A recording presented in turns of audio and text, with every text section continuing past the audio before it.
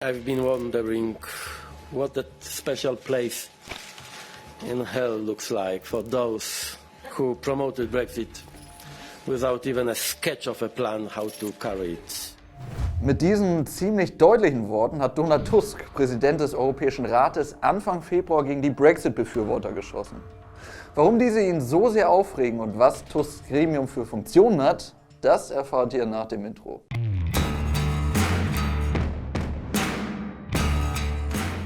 Warum Donald Tusk so erbost über die Brexit-Hardliner ist, dazu später mehr. Jetzt wollen wir uns erst einmal damit beschäftigen, was der Europäische Rat eigentlich ist und genau macht.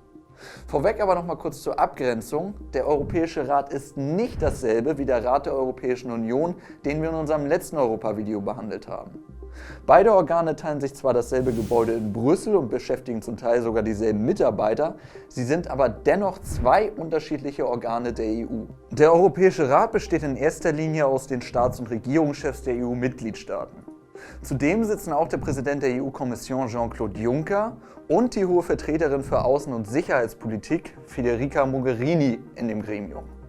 Den Vorsitz des Europäischen Rates hat der Ratspräsident inne, der von den Ratsmitgliedern auf 2,5 Jahre gewählt wird. Aktuell ist das der Pole Donald Tusk, dessen zweite und laut EU-Regeln dann auch letzte Amtszeit in diesem Jahr ausläuft.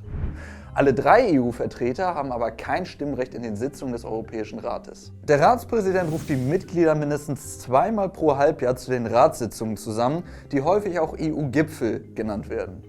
Darüber hinaus kann Tusk bei Bedarf auch außerplanmäßig weitere Sitzungen einberufen. Aber was genau macht der Europäische Rat denn jetzt eigentlich?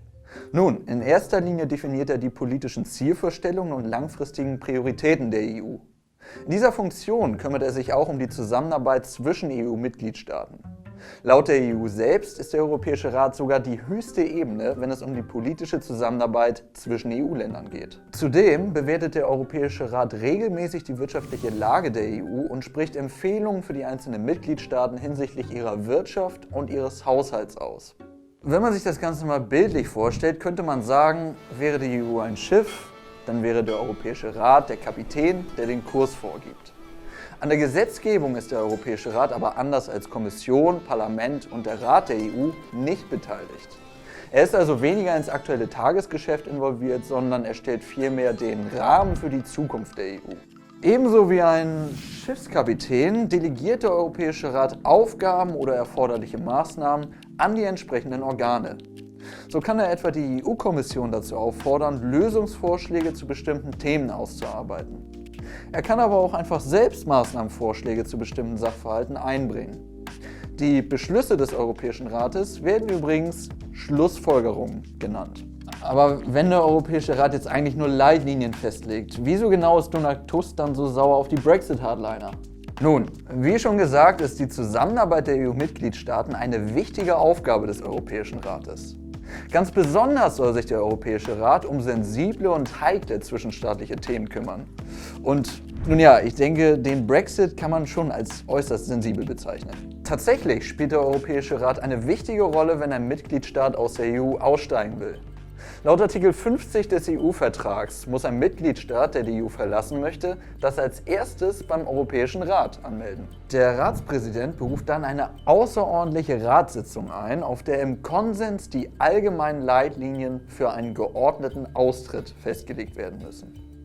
Diese bilden die Grundlage für die anstehenden Austrittsverhandlungen im Sinne der EU. Anschließend empfiehlt die Kommission dem Europäischen Rat die Aufnahme der Verhandlungen. Der Rat konkretisiert dann seine Verhandlungsrichtlinien. Diesen müssen mindestens 20 Mitgliedstaaten, die mindestens 65% der Bevölkerung der EU stellen, zustimmen. An diese Leitlinien muss sich der vom Europäischen Rat bestimmte Verhandlungsführer halten. Im Falle der Brexit-Verhandlungen übernahm die EU-Kommission dieses, sagen wir ruhig, zweifelhafte Vergnügen mit dem Franzosen Michel Barnier als Chefunterhändler. Während die Verhandlungen dann laufen, und das kann ja, wie wir beim Brexit eindrucksvoll sehen konnten, sehr lange dauern, richtet der Europäische Rat eine ständige Arbeitsgruppe zu dem Thema ein. Darüber hinaus befasst er sich natürlich auch auf seinen regulären Sitzungen damit und passt gegebenenfalls die verabschiedeten Leitlinien an. Im November 2018 haben sich die Unterhändler beider Seiten nach mehr als 1,5 Jahren dann tatsächlich mal auf einen Entwurf geeinigt. Dieser Entwurf wurde vom Europäischen Rat gebilligt, scheiterte aber bekanntermaßen krachend im britischen Parlament. Am 29. März 2019 ist es 2 Jahre her, dass die Briten ihr Austrittsgesuch angemeldet haben.